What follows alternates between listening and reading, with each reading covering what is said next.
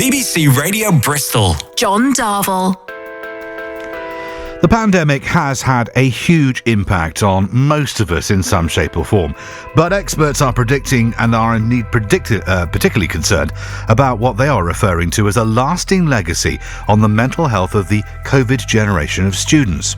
The president of the National Union of Students, Larissa Kennedy, said that she was deeply concerned about the student mental health crisis, which was getting worse, with National Union of Student research suggesting that the majority of students are burdened with anxiety. 17-year-old Finley from Patchway found that he was struggling with his mental health after his education was disrupted, starting with self-harm and trying to cope with other ways about how he was feeling. Finley now wants to help others his age, so he started a podcast in the hope that young people who might be struggling with their mental health can take some help and advice from it. Finley struggled himself throughout the pandemic after his schooling was disrupted. He wants to help others. I spoke to him a little earlier. I've struggled in the past. I think it all sort of started going from, the transition from year 6 going into year 7, obviously going up that big step in education. Although that affected me and my anxiety doing that itself, I do sort of think that was sort of the start of other mental health problems. I'm not sure whether it's linked, but that was definitely the start, and that was definitely a significant part of my sort of mental health experiences. Why do you think you struggled with that? The building itself, going from quite a small building, and you've grown up in that place from toddler years, and then it's all you know. Yeah, exactly. And then going into a bigger building, you're sort of unsure what to expect. Everyone's going to be anxious. Most people are on their first day of going into a new school, whether that's going up to secondary school or moving schools. The chairs are bigger, the desks are bigger, the environment's bigger, and of course the group of people you're with has changed as well. Absolutely. So all the dynamics are different. Some children don't struggle. Other children do struggle, and a lot has changed with the sort of the lessons that are taught now and PSHE. And is that enough? Different schools cover things in different ways, but in terms of my personal experience with lessons like PSHE, it seemed that they sort of became times where we'd do extra English lessons or extra maths, and so it wasn't PHSE, it was a catch-up. Yeah, a catch-up lesson, right. And we weren't really learning things that we need in life, like mental health, and how to look after your well-being, and how to cope when you're struggling in school and out of school, which are both really important to know. Well, they're also very important to know when you leave school, and if you've got the skills or you've got the building blocks of those skills, very important for everybody. It's resilience, it's the ability to talk about stuff. Now, I know you've got your own podcast, Unboxed, which you're aiming at 12 to 18-year-olds. What are you trying to achieve with that? Are you trying to achieve awareness, or are you trying to tackle individual issues, or both?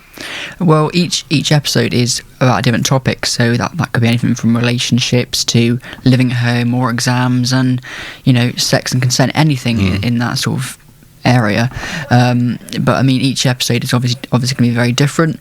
It's all very conversational, and sort of the aim of each episode is basically to encourage young people to have conversations about these things with friends and family, and to normalise that, because to be fair, I've got children who are sort of 12 and 15. They talk about it a lot, but maybe they're not talking about it in the right way. Sure. Because they talk about relationships, they talk about, all the other issues, maybe not consent and stuff, because that does get formed in their PHSE, but I suppose it's having a meaningful, almost grown-up conversation as opposed to a playground banter conversation. Yeah, totally agree.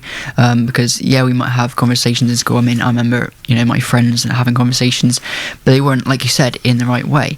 And I might get people, like for the last series of my podcast, for example, people might message me and say the podcast really helped, and that's great.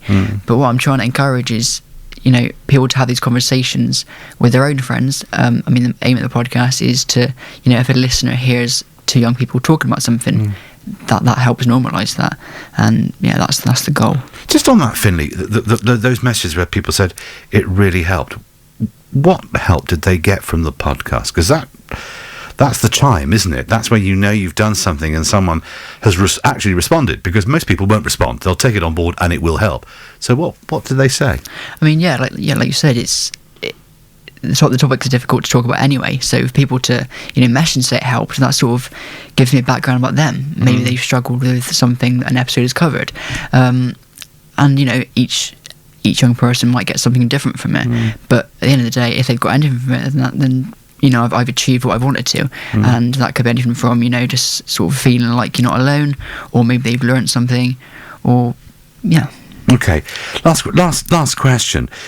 Doing a podcast, everyone's doing podcasts these days. There's even podcasts about podcasts, but targeting it at younger people. I'm guessing you're going for a short form rather than a long form, because I watched my daughter use her mobile phone, and she doesn't seem to concentrate on anything much more than about 90 seconds to a minute, to 2 minutes. How are you addressing that? So it's. I could just go into it and talk about the topic for half hour. Yeah. But what I'm trying to do is, make it's all you focus. So, I might have sort of subtopics in there. So, I might try and link something in the press or on social media that sort of links to this topic I'm talking about in a fun way to, encourage and normalise that topic. And does it help you with your mental health? It does, because, any praise that anyone gets, it can, you might walk down the street and get a smile. You might walk down the street and someone say something nice, and that makes you feel good. For me to do this, as a young person myself, for young people, any sort of feedback, obviously, like I said, it makes me feel like I've done my job and I'm, doing the right thing and getting what I want out of it. That's Finley, who I spoke to earlier, talking about the podcast that he now does, that helps him with his mental health, but he wants to help others with their mental health, maybe being anxious at school, maybe overcoming the whole disruption of the last couple of years. And I know some children just sail through it. Others have really struggled with it. So if you want to have a listen to that podcast, please do. It's called Unboxed. Unboxed is the title. And you can go to unboxedpodcast.org. That's Unboxed Podcast, all one phrase, .org, and have a listen, or maybe direct somebody who's in their teens to have a listen.